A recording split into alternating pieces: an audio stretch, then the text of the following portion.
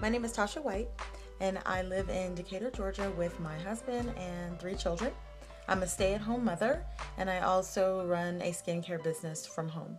And one of the biggest fears I faced in my life is becoming a stay-at-home mother. It was something that I wanted to do after having my second child, who is now 7. But when I would speak with my husband about it, it just didn't look like something that was going to be feasible, and so I would just let it go. And then in 2009, I lost my job, and 2 weeks later, my husband lost his job. So that was a very hard time for us. But one thing that came out of that was the opportunity to be home with my children. It was right before the summer, so instead of putting them in expensive summer camps, we decided just I would be home with them for the summer until my husband was able to find employment. And so during those 3 months, that was the best 3 months of my life. And I saw that I was actually capable of being a very good stay-at-home mom, of providing for them and really enjoying their company, first and foremost.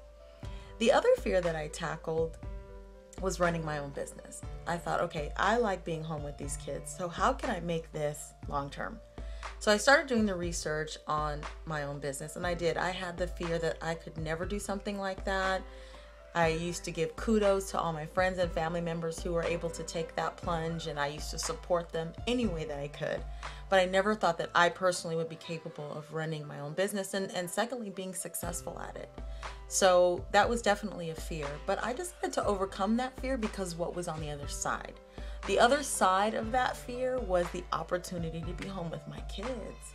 And so I had to get over that. I'm not over it. I worked through it.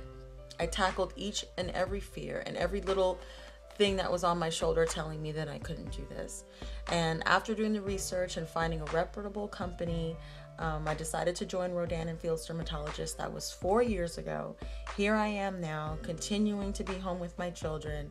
We have a third child who is now 18 months, and I've been able to be home with her from day one. There's just nothing better.